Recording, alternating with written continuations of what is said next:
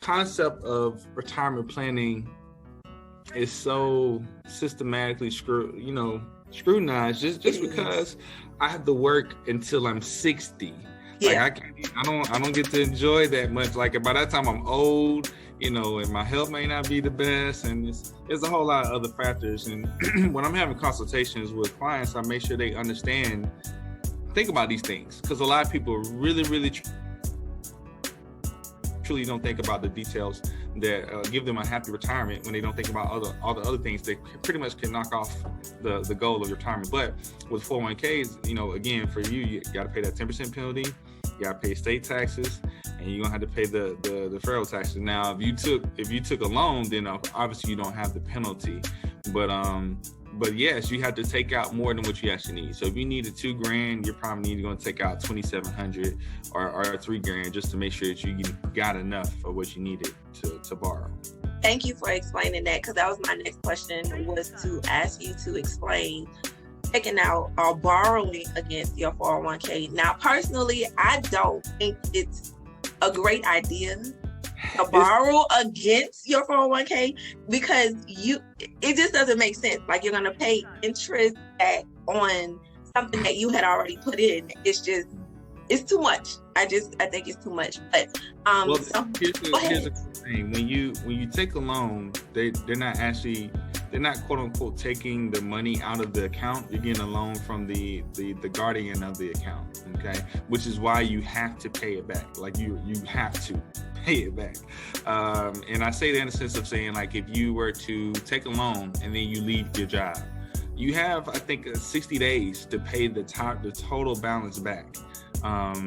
Is what you have to pay. So if you borrow $10,000 and then you leave the job, you gonna have to pay $10,000 within 60 days. So you have to be really careful about that. A lot of people do that move sometimes, depending on what's going on in their life. But I've seen it done. So, but I don't ever advise borrowing against yourself, just because it's one of those investment retirement vehicles that the more money that sits in the account, the better it is for the compound interest to accrue over a certain period of time. Again, also a factor in that is it has market exposure, so your money is already up and down every day.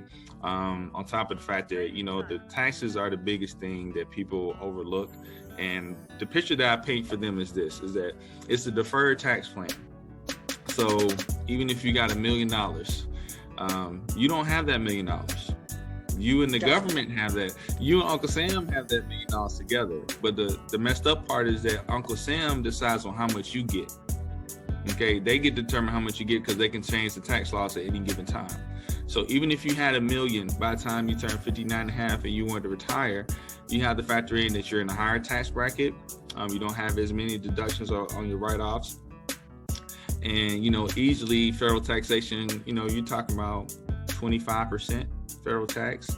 If you live in a state like, Georgia, or, Alabama, they're like 10% tax. They're 5%. But also you got to factor in inflation. And so then it's like you look up and 35 to 40% of your money's gone. So now you have $600,000 that's supposed to last you for the rest of your life. And so that's why we see so many people in our community have to go back to work, go to Walmart, go to Walgreens and get a job because they can't live off of that fixed income. But now you break that down, that's maybe $27,000 a year that you're making off of $1 million retirement. So that's why it's so important not just to have my 401k or not just to have an IRA through the bank or on the job. You got to have multiple asset investments to acquire a certain amount of wealth, in my opinion. Yeah, so I'm glad that you broke it down in that way, because the other thing I want people to understand from this podcast is that there's more than one way to save for retirement. 401k is what we're conditioned to, and the reason why I say we're conditioned is because naturally most of us are working for someone, right? Not all of us are, entrepreneurs or anything like that, building our own empires. But we work for somebody who's giving us a 401k. It seems easy. I can give 2%, 3%, whatever it is or either, just let the employer, depending on who the employer is, fund that for me until I'm able to put money into it. But a lot of people get stuck. And so the sucky part about this is that when the recession hit in 2008, it was a lot of people that was destroyed over what they built over the years, especially if they were ready to retire, they couldn't. Yeah. They just absolutely couldn't. Oh man, it's so funny you bring that up, because I tell people, imagine that same million. I just gave that example before. And then 2008 hits or 2020 hits and you lose 30 to 40%. That's a lot of money to lose, on top of having to pay taxes on the money right there at the end. So now you get to the end, you get to the goal line, and then they move the goal. So now you can't retire. You have to work another, 10 years, another 8 years just to try to get it back up. But the thing is, a lot of times people won't do that. They won't continue to work, or they don't understand the importance of them trying to get the money up to a certain amount. Because the other factors that people don't realize is that a lot of people think when you retire, you spend less. Like there's this idea that, oh, when I retire, my house will be paid for and I won't have this, and I won't have that. But the other thing too is that you won't be at a job for 8 hours a day. You'll just be doing whatever you want to do. Random. You're going to be spending money. A lot of people often like, I want to travel. I want to go see my kids, my grandkids. Like that's all well and good. So you're spending more money for one. And then the other thing is that of the $3 trillion debt, medical debt in this country, 75% of that debt is owned by people who are 65 and older. So a lot of people are using their life savings to pay for medical expenses.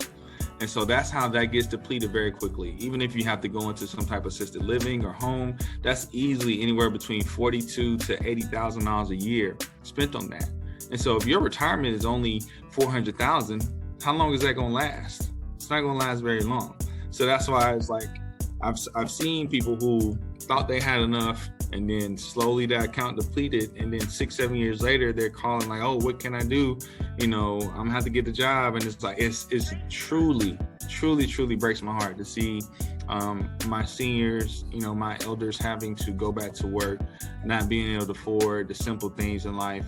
And it also hurts our community, because now what usually happens is that mom and dad gotta lean on the kids.